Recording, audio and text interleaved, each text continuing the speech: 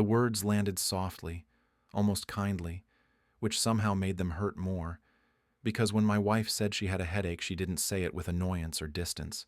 She said it the way you repeat a line that has worked 100 times before, gently, efficiently, already reaching for the remote as if the conversation were over. We were standing in the living room with the lights dimmed low, the kind of domestic quiet that's supposed to signal comfort, and she barely looked at me when she said it, her eyes already drifting back to the screen while her hand made a small dismissive gesture that felt practiced. I stood there longer than I needed to, waiting for something else, an explanation, a glance, anything that suggested this was about tonight and not about me. But nothing came, and the unfairness crept in quietly, because it wasn't rejection that stung. It was how routine it felt, like intimacy had been downgraded to an inconvenience she handled with the same phrase every time.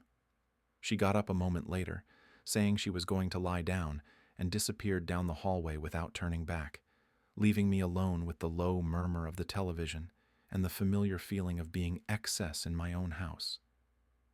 I sat on the edge of the couch, replaying the tone of her voice, the way she had smiled just enough to make it seem reasonable, and I wondered when that sentence had stopped being about pain and started being about permission, because it had been happening more often, always delivered the same way, always closing the door without slamming it. That was the moment I realized how hollow things had become, not because she didn't want me, but because she didn't even feel the need to pretend she might later, and the frustration that had been building for months finally settled into something heavier and colder. The house shifted into nighttime mode around me, doors closing softly, lights clicking off, and that's when I noticed her sister still sitting at the far end of the couch, her presence almost too still to be accidental. She had been visiting for a few days, long enough to see the rhythms of our marriage without the polish we used for guests, and I had caught her watching us before, not staring, but observing in a way that suggested she was tracking patterns rather than moments. She didn't look at the screen now. She looked at me, and the eye contact held just a fraction longer than polite, not charged with desire, but with something more unsettling, recognition. The air between us felt suddenly sharper, and I became acutely aware of how quiet the house had become, how isolated that little pocket of space felt, despite the familiarity of the room. She stood up slowly, smoothing her shirt as if she were buying time, and walked past me toward the stairs, then paused just long enough for me to register the movement. Without turning fully around, without any dramatic emphasis, she leaned slightly closer and murmured, "Come upstairs," in a tone that wasn't inviting so much as certain, like a door already unlocked. The words barely made a sound, but they hit harder than anything my wife had said all night, because they weren't about sex or rebellion. They were about truth. And in that instant, I understood that whatever she wanted to say couldn't be said in the living room where the lie lived comfortably. I hesitated, every instinct warning me that this wasn't a line you cross casually, that once you follow someone up a staircase like that, you don't come back unchanged. But the weight of the unfairness I'd been swallowing finally tipped the balance. As I followed her, keeping a careful distance that felt almost ceremonial, I felt the tension coil tighter, not in my body but in my chest, because this wasn't arousal driving me. It was the sense that someone had finally noticed what I'd been carrying. The hallway light cast long shadows as we climbed, and I could hear my wife's door closed firmly at the end of the corridor, the headache excuse already sealing itself into the night. At the top of the stairs, her sister stopped and turned to face me fully for the first time, her expression steady and serious, and before I could say anything, before I could even decide whether this was a mistake, I realized that this moment, quiet and loaded and impossible to misread, was the true beginning of whatever reckoning had been building in my house. It wasn't about going upstairs, and it wasn't about crossing a line for the sake of it. It was about the first crack in a story that had been suffocating me politely for far too long, and as the door closed softly behind us, I knew there was no way back to pretending everything was fine.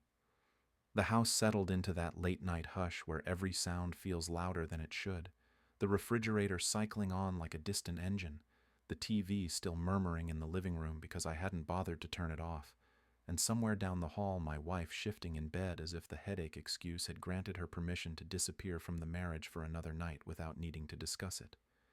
I stood at the top of the stairs longer than I meant to, my hand still on the banister, listening to the quiet and realizing how familiar this pattern had become, because it wasn't just tonight. It was the slow rhythm of weeks where intimacy became a negotiation, and then became a rejection, and then became something she didn't even acknowledge as missing. Downstairs, earlier, she had kissed me on the cheek with a softness that looked affectionate from the outside, but felt like a closing statement.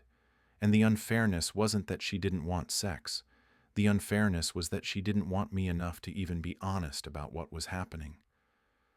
Her sister's whisper still hung in the air like a question I hadn't answered, and as I moved toward the guest room door where she had paused, I felt the tension tighten in a way that wasn't purely desire, because desire would have been simpler, and what I was feeling was the dangerous mix of curiosity and relief, the sense that someone finally saw the gap in my life and didn't pretend it was normal.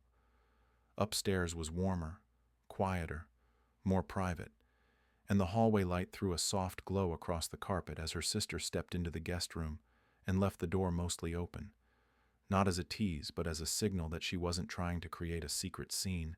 She was trying to create a space where words wouldn't be overheard and twisted.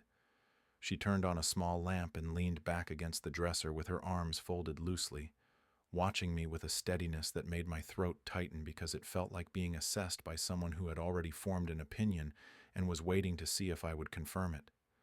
I didn't know what to say, because anything I said could turn this into something it wasn't, and the last thing I wanted was to make her regret speaking. But she spoke first, her voice low and careful as she said she wasn't trying to cause trouble, that she wasn't trying to betray her sister, and that she understood exactly how this looked, but she couldn't keep pretending she hadn't noticed what was happening downstairs night after night. She told me she had watched my wife drift away in small increments, watched her turn headache into a routine exit, watched her keep me close enough to be useful while acting like affection was optional, and hearing someone name it out loud hit me with a sharp relief that felt almost physical. When I asked why she cared, trying to keep my tone neutral even as my pulse pushed harder, she admitted she was tired of being in a family where truth is handled like a weapon, and she said she could see how often I swallowed your feelings to keep the peace, the same way she had swallowed hers for years to avoid conflict, because she had always been the one expected to be reasonable. The air between us turned charged in a quieter way, not from flirting, but from the fact that two people were suddenly speaking without masks, and in that honesty there was an intimacy that made my skin feel too awake. She stepped closer by a small, deliberate inch and said she wasn't inviting me upstairs for what my imagination might be screaming. She was asking me upstairs because she didn't want me to be blindsided by a lie that was being managed around me, and the way she said managed made my stomach drop, because it implied the story was bigger than my wife's headache excuse. In the silence that followed, our eyes held too long, long enough for the attraction to show itself without being acted on, long enough for me to feel the complicated pull of someone offering me truth in a house where truth had been rationed, and long enough for me to realize that whatever was happening, the danger wasn't sex, it was clarity, because once you get a real explanation for why you've been pushed away, you can't go back to accepting the polite excuses that kept you quiet. The whisper replayed in my head as I stood there, her words still hanging between us like a door left ajar, because what unsettled me wasn't the invitation itself, but the certainty behind it, the way she said, "Come upstairs," as if she already knew the answer, and was simply giving me time to catch up to it. I stayed where I was for a moment longer than felt reasonable, aware that hesitation was the last thin line between the life I had been enduring and whatever waited on the other side of that staircase, and the danger I felt had nothing to do with desire, because desire would have rushed me forward without thinking. This was heavier, slower, built from the sense that once I moved, I would be stepping into knowledge that couldn't be put back where it belonged, and I realized how conditioned I had become to avoiding exactly that kind of truth. I could hear my wife shifting in the bedroom down the hall, the headache excuse doing its quiet work of separation, and it struck me how easily that line had trained me to expect nothing, how often I had accepted it without question because questioning felt like pressure, and pressure had been framed as my flaw. When I finally took the first step, then another, it wasn't with urgency, but with a careful resolve, because I wasn't following her upstairs for what my body might want. I was following because someone had finally acknowledged the imbalance I'd been living with and refused to pretend it was normal. She stopped halfway down the hall, turned slightly, and looked at me in a way that felt like a final check, not of my intentions, but of my readiness. And when our eyes met, I saw no playfulness there, no thrill-seeking mischief, only a steady seriousness that made my pulse jump harder than any flirtation would have. She didn't repeat the whisper or touch me.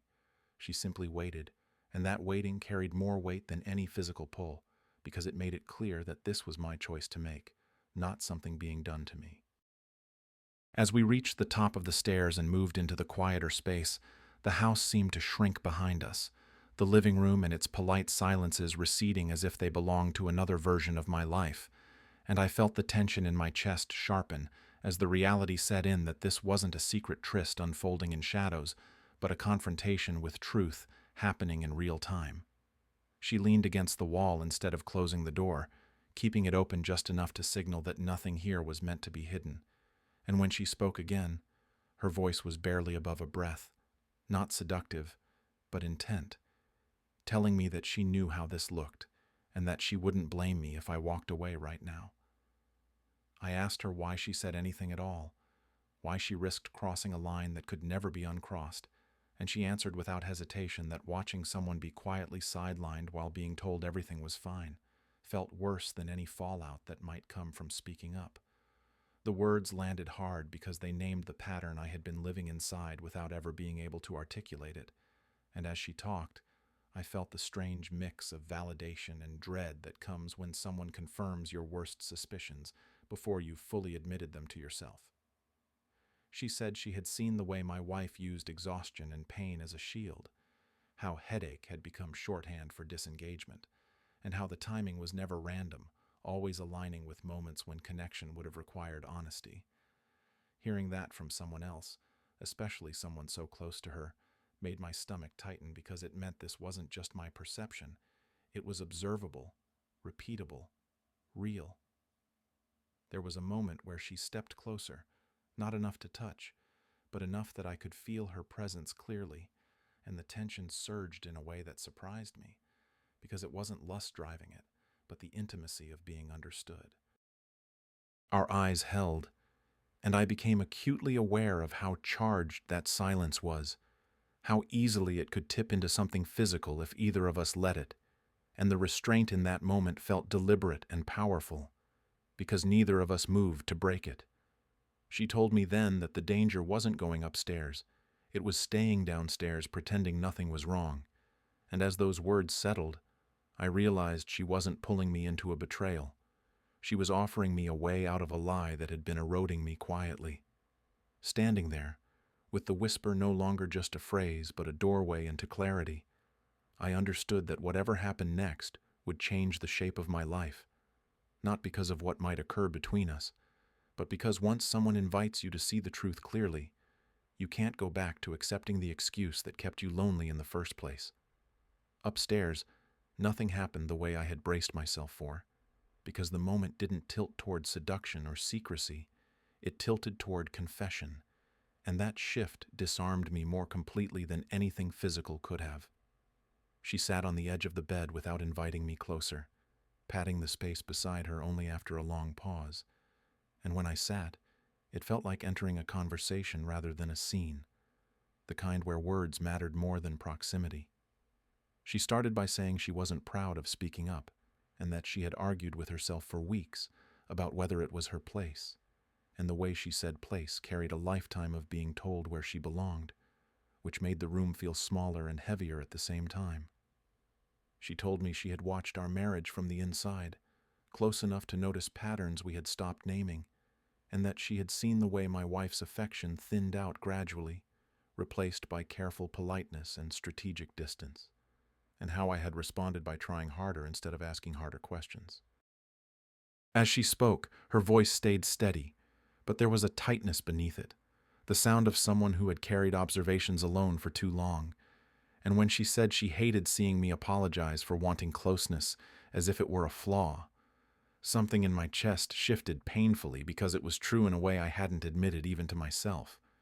She explained that the headache excuse wasn't new, that it had surfaced long before this visit, always at moments where intimacy would have required emotional presence rather than habit, and that hearing it night after night had become exhausting because it was never followed by repair or curiosity. She said she had noticed how my wife framed it gently, as if kindness excused avoidance, and how easily that gentleness trained everyone around her to stop expecting more, and I felt a flush of anger rise and then settle because the unfairness was suddenly visible from the outside. I asked her why she hadn't said anything sooner, my voice low because I didn't trust it to stay even, and she admitted that loyalty had been used against her for years, that she had been taught to protect family harmony at the cost of her own clarity, and that every time she thought about speaking up, she imagined being blamed for creating conflict rather than naming it. There was no accusation in her words, only weariness, and that weariness resonated deeply because it mirrored my own, the fatigue of managing silence so other people could remain comfortable. As the conversation deepened, the tension between us sharpened in a way that felt dangerous, precisely because it wasn't about crossing a physical line. It was about standing too close to someone who saw me clearly when I had been half invisible in my own home. Our shoulders brushed once when she shifted, and the contact sent a quiet jolt through me, not because it was intimate, but because it was unguarded, and neither of us moved away immediately. We talked about the small humiliations that accumulate when rejection is dressed up as patience, about the way desire fades not from absence but from being dismissed without explanation, and the honesty of it made the air feel thick. I could feel attraction stirring, undeniable and complicated, but it was layered beneath something more unsettling, the realization that this connection was built on truth rather than fantasy, which made it far harder to ignore. She looked at me and said she wasn't asking me to do anything, that she needed me to know what she knew, so I could make choices without being managed by excuses.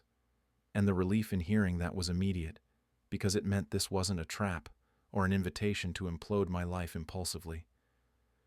By the time the conversation slowed, the room felt charged with things unsaid, but not unresolved, and we sat there in a heavy, shared quiet that felt more intimate than any rushed encounter could have been.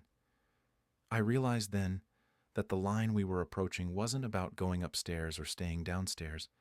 It was about whether I would continue to accept a version of my life where truth was optional and my needs were negotiable.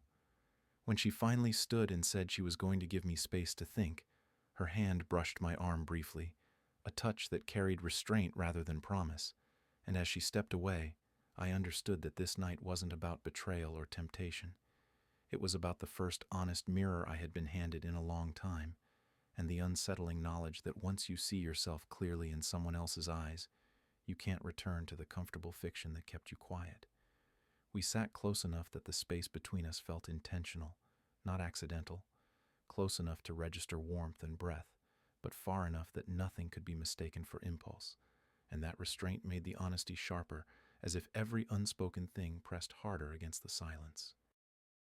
Neither of us reached out, because the crossing that mattered had already happened the moment we stopped editing ourselves for each other, and the relief of that was almost overwhelming. She told me she had replayed the scene downstairs 100 times in her head, watching my wife say the same line with the same soft inflection, the headache delivered like a courtesy rather than a confession, and she admitted that the repetition had started to sound like a signal instead of an excuse. I felt my chest tighten as she spoke, because the idea landed with a sickening familiarity, the way patterns do when you finally stop denying them, and when I asked what she meant by signal, she hesitated just long enough to make the answer heavier. She said quietly that the headache wasn't random or about stress or fatigue, that it was code, a way for my wife to shut one door while opening another, a phrase that meant unavailable here but available elsewhere, and hearing that reframed months of nights in an instant. The unfairness rushed in then, sharp and clarifying, because it wasn't just rejection anymore. It was orchestration, a system designed to keep me compliant while something else ran parallel without friction. She explained that she knew because she had been asked to help manage it, to redirect questions, to smooth over timing, to explain absences before they became suspicious. And as she spoke, I could hear the conflict in her voice between loyalty and exhaustion. She said my wife had framed it as temporary and harmless, as something that would settle once things figured themselves out. And that phrase made my stomach drop because I recognized it as the same vague language I'd been fed whenever I asked what was wrong.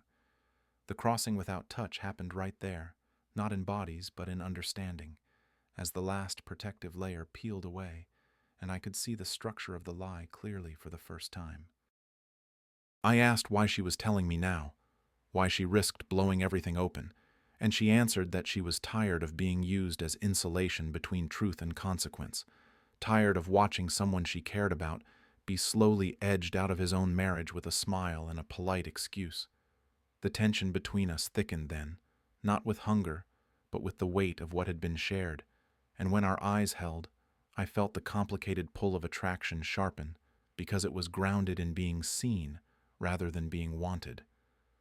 We sat there absorbing the implications, the silence vibrating with everything that couldn't be undone, and I realized that nothing physical needed to happen to make this irrevocable, because honesty had already done the work.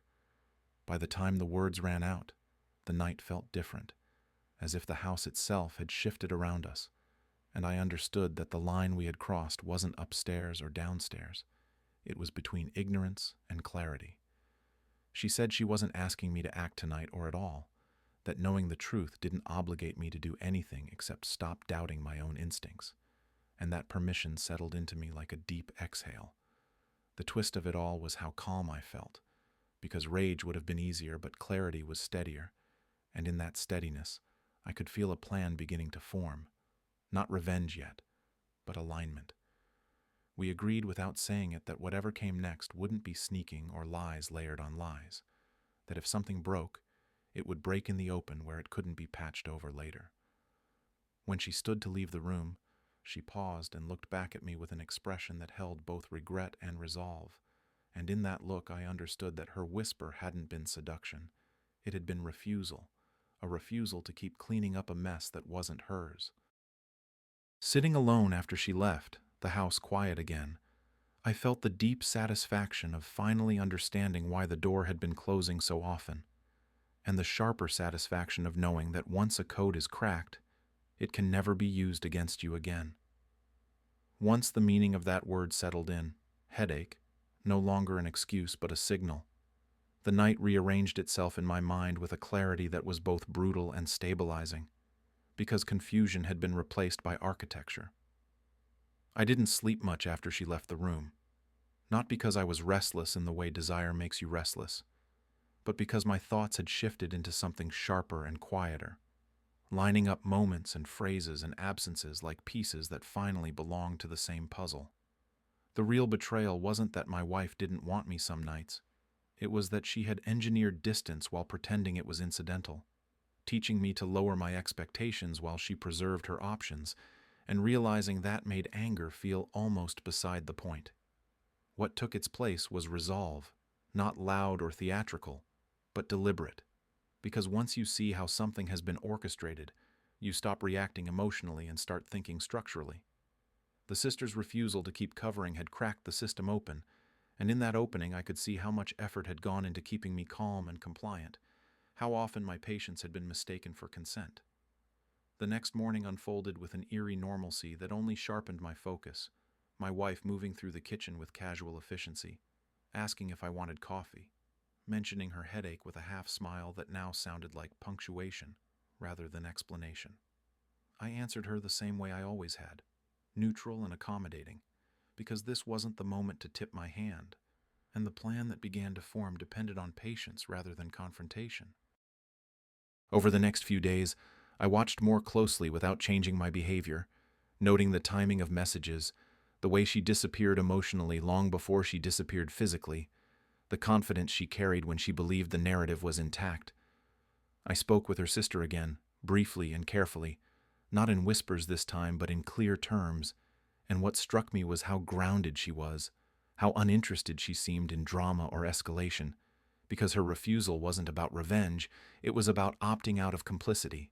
We agreed on boundaries immediately, not because attraction wasn't there, but because attraction without clarity would only replicate the same patterns we were stepping away from, and the restraint itself deepened the tension in a way that felt intentional rather than reckless. What reframed the night for me was understanding that the opportunity wasn't to expose her impulsively, but to remove the leverage she thought she had, the ability to provoke me into reacting so she could point to my reaction as justification. If the headache was meant to manage me, then the response had to be composure, a refusal to escalate that left her without the contrast she needed. I began preparing quietly, not gathering evidence in a dramatic sense, but gathering certainty, aligning timelines in my own head, deciding what I would say, and, more importantly, what I would not say when the moment came. The sister didn't push me toward any outcome. She simply affirmed that whatever I chose would be cleaner if it was grounded in truth rather than impulse, and that alignment mattered more than theatrics. There was a subtle intimacy in that coordination, not built on secrecy, but on mutual clarity, and the fact that nothing physical had happened made it easier to stay focused, because the point wasn't to replace one betrayal with another, it was to stop being managed. As the days passed, the initial shock gave way to a steadier confidence, because knowing the code meant it no longer worked on me, and every time my wife used it again, I felt less diminished and more prepared. I wasn't fantasizing about confrontation or rehearsing speeches. I was practicing stillness, practicing the tone I would use when the truth finally needed air, because control had been her tool, and calm would be mine. The unfairness that had once felt suffocating now felt contained, like something I could hold without it spilling into everything else, and in that containment, there was a deep, almost quiet satisfaction. This wasn't about going upstairs or staying downstairs. It was about stepping out of a script that relied on my confusion, and the realization that I could do that without shouting or sneaking or breaking my own values made the coming resolution feel inevitable rather than explosive. By the time the opportunity presented itself, I wasn't driven by revenge in the way people imagine it. I was driven by the certainty that the lie could only survive in the dark, and I was finally ready to turn on the light without flinching.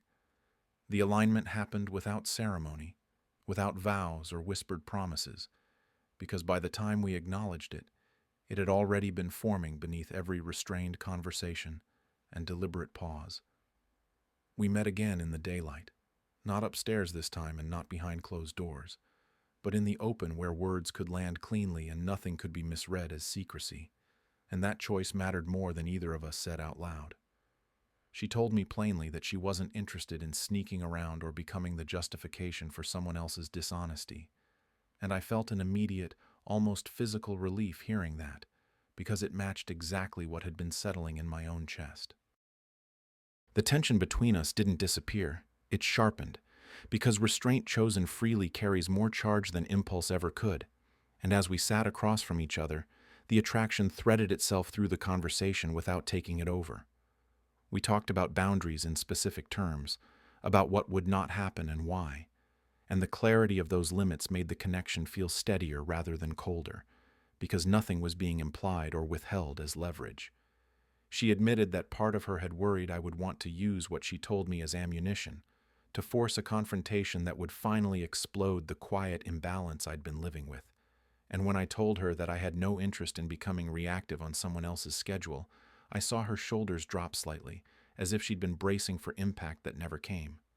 We agreed that whatever happened next would not be secretive or impulsive, that neither of us would lie to create comfort or urgency, and that agreement felt like a small reclamation of agency for both of us. The danger, we both understood, wasn't in desire, it was in slipping into the same patterns under a different name, and naming that out loud felt like stepping onto solid ground after months of shifting sand. There were moments where the air thickened between us, where a look lingered, and the pull became undeniable. But each time, the choice to pause instead of pounce reinforced something deeper than attraction, the knowledge that we were no longer willing to trade clarity for relief. What surprised me most was how that alignment changed the way I moved through my own house, because once boundaries were named, the sense of being cornered dissolved into something calmer and more deliberate. My wife continued using the same language, the same gentle deflections, the same headache excuse delivered with practiced softness, but it no longer landed the way it once had, because the code had lost its power. I didn't challenge her or expose anything yet. I simply stopped shrinking in response, and that subtle shift changed the dynamic in ways she seemed to sense without fully understanding. She asked once if everything was okay, her tone light but searching, and I answered honestly that I was thinking about things more clearly lately, watching her expression carefully as she nodded and moved on, unsettled by a calm she hadn't anticipated. The satisfaction that crept in then wasn't malicious. It was grounding, the feeling of finally standing upright in a space where I'd been bending myself for far too long. The sister and I checked in occasionally, never excessively, and never in ways that could be misconstrued as secrecy, and each conversation reinforced the same quiet agreement that truth didn't need to rush or shout to be effective. She told me she had drawn her own line with my wife, refusing to cover or redirect or soften explanations, and hearing that felt like watching a supporting beam removed from a structure that had relied on it without permission. There was attraction still, undeniable and patient, but it sat alongside respect in a way that made it feel less volatile and more real, because neither of us needed to act on it to validate its existence. The alignment wasn't about replacing anyone or accelerating an ending. It was about refusing to be maneuvered into roles we hadn't chosen, and that refusal created a strange, steady confidence that followed me everywhere. By the time the interruption came, I was ready for it in a way I hadn't been ready for anything in months, not because I knew exactly what would happen, but because I knew what I would not do. I wouldn't sneak, I wouldn't lash out, and I wouldn't accept blame for reacting to a situation that had been engineered without my consent. And that clarity felt like armor I hadn't realized I'd been missing. The quiet alignment we had reached wasn't visible from the outside, but it had reshaped everything underneath, turning what could have been a reckless spiral into a controlled pivot. Whatever the next chapter held, I knew it would unfold on terms defined by honesty and restraint, rather than impulse and shame. And that knowledge carried a deep, steady satisfaction that didn't depend on anyone else's reaction to feel real.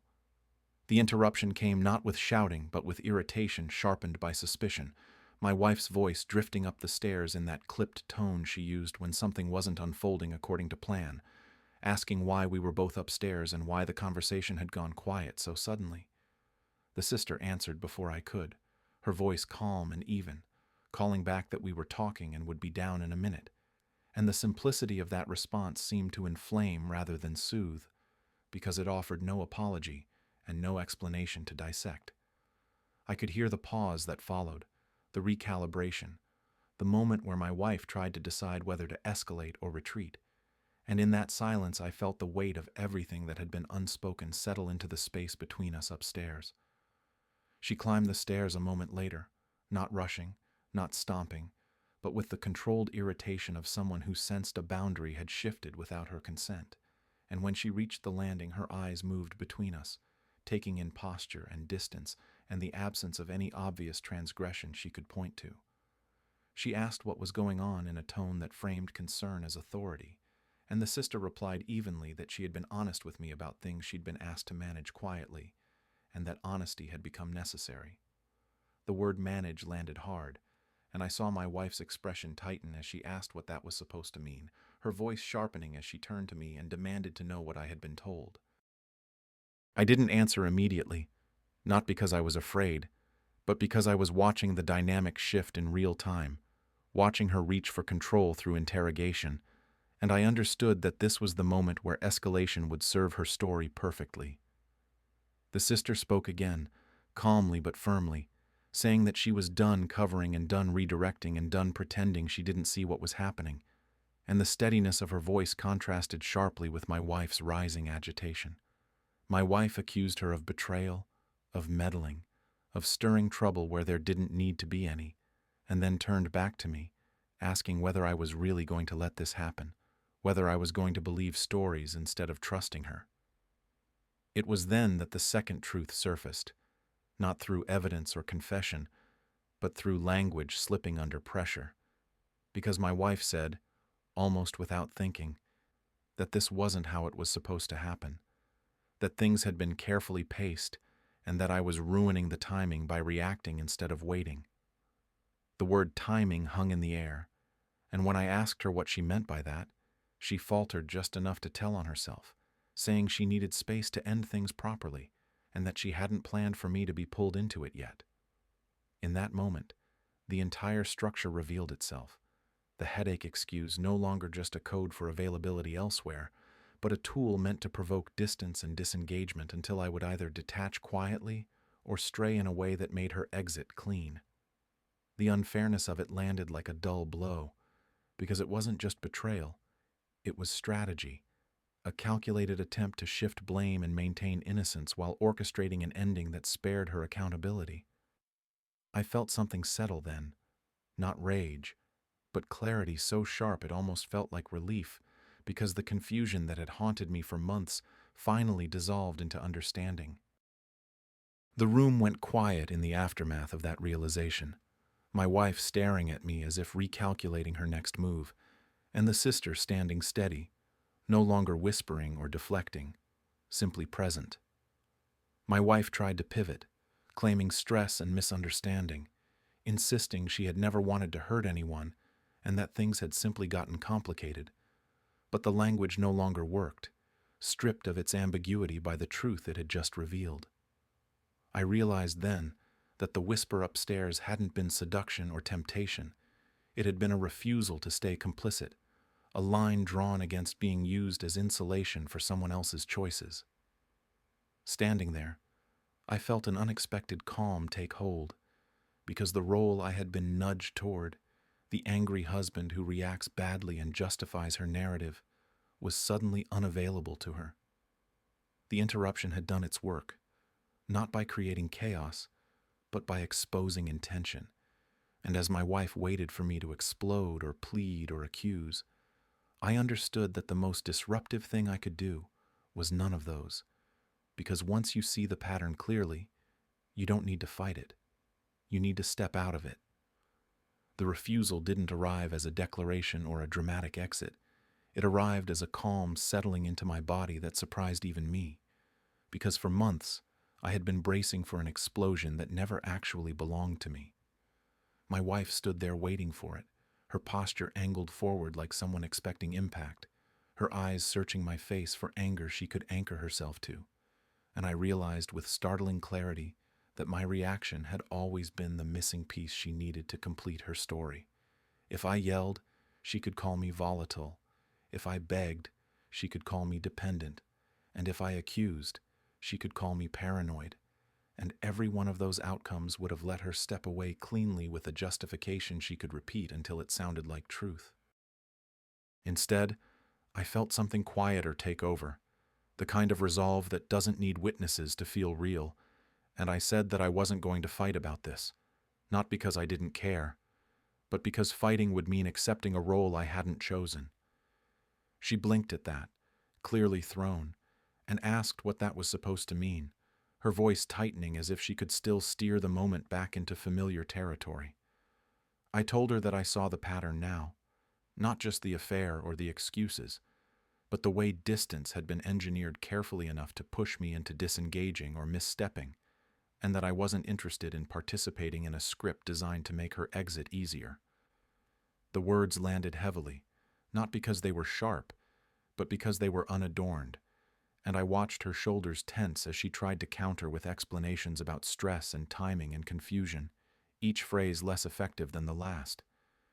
She said she had never planned to hurt me, and that things had simply evolved, and I answered that intention doesn't erase structure, and that the structure had been built without my consent.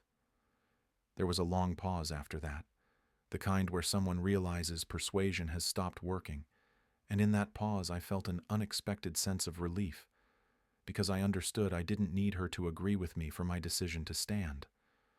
She asked then what I wanted, her voice softening into something almost conciliatory, and I told her that I wanted out of the maneuvering, out of the ambiguity, and out of the expectation that I would keep absorbing discomfort so she could avoid accountability. I said I wasn't sneaking, I wasn't escalating, and I wasn't asking permission. I was naming what had been happening and stepping away from it, and that the marriage had been functionally over long before this night, even if neither of us had said it out loud.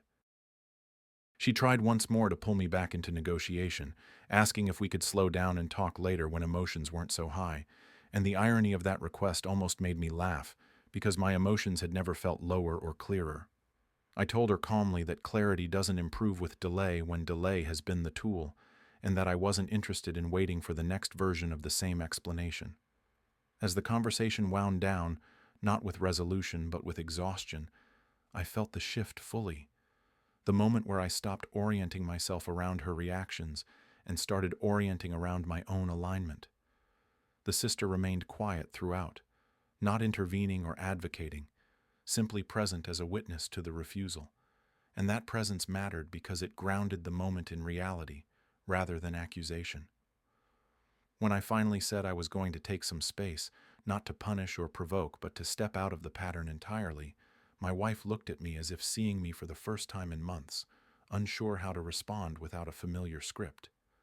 I gathered a few things slowly, deliberately, moving through the house with a steadiness that felt earned, and when she asked whether this was really how it was going to end, I answered that it had already ended the moment honesty became conditional, and that tonight was just the first time I had stopped pretending otherwise. Leaving the room didn't feel triumphant or tragic. It felt correct, and that distinction mattered because correctness doesn't require validation to hold. As I walked downstairs and out into the quiet night air, I felt the deep satisfaction of refusing to be maneuvered into someone else's outcome, of choosing a response that couldn't be weaponized later. The refusal wasn't dramatic enough to be retold as a scandal, and that was the point, because it denied the story, the conflict it needed to keep me tethered to it. Standing there, breathing in the cool air, I understood that revenge doesn't always look like exposure or confrontation. Sometimes it looks like stepping out of a maze designed to exhaust you, leaving the architect alone with their blueprints and no one left to run the corridors. The quiet win didn't announce itself with closure or catharsis, because nothing about the ending needed an audience once the pattern had been named and stepped away from, and in the days that followed, I felt the strange calm that comes when you stop bracing for impact and realize the ground under you is finally still. I moved through practicalities without drama, packing what I needed, answering questions with honesty that was brief and unadorned, and every small decision reinforced the same truth, which was that the marriage had been sustained by my willingness to absorb ambiguity longer than it deserved. My wife reached out a few times, not with rage or apology, but with attempts to soften the narrative, asking whether we could explain things differently to family, whether we could slow down so it wouldn't look abrupt, and I answered each time with the same steadiness, saying that I wasn't interested in shaping appearances anymore, only in living in alignment with what I knew. Those conversations ended without fireworks, and the absence of escalation felt like a final boundary holding firm, because it denied the story the tension it needed to keep me emotionally involved. The sister set her boundary just as clearly, refusing to be pulled back into smoothing or redirecting, and when she told me she had finally said no to being the buffer, the relief in her voice stayed with me longer than any moment of attraction had. We didn't turn what had passed between us into something else, or try to give it a name that would make it easier to explain, because we both understood that the point wasn't replacement or rebellion, it was clarity. There was gratitude there, mutual and unspoken, the kind that doesn't require proximity to remain real, and when we spoke one last time to acknowledge that, it felt complete rather than unresolved. The restraint we had chosen never felt like a missed opportunity. It felt like proof that neither of us needed to act impulsively to reclaim ourselves. From the outside, the ending probably looked uneventful, a marriage dissolving quietly without scandal or spectacle, and I realized how much that would disappoint people who believe revenge needs to be visible to be satisfying. What they couldn't see was how deeply satisfying it felt to no longer doubt my instincts, to wake up without rehearsing conversations or bracing for polite rejection disguised as kindness. The headache excuse lost its power entirely once I stopped orienting my life around it, and the realization that I could opt out of the code without cracking it publicly felt like reclaiming a part of myself I had been negotiating away for years. The unfairness that had once pressed on my chest no longer followed me, not because it had been corrected or apologized for, but because it no longer dictated my choices. Looking back, the title people latch onto always sounds more scandalous than the reality, because it implies a moment of temptation when the truth is that the whisper upstairs was never about going somewhere forbidden. It was about someone refusing to keep quiet while a lie operated comfortably, and about me finally accepting an invitation to clarity instead of another excuse to wait. The marriage didn't end because of what almost happened upstairs. It ended because the truth came downstairs and refused to be ignored, and once that happened, nothing else needed to be forced. The quiet win wasn't exposing anyone or being proven right in public. It was stepping out of a system that depended on my confusion to function, and realizing that the most satisfying revenge I could take was living without the weight of a lie I hadn't agreed to carry.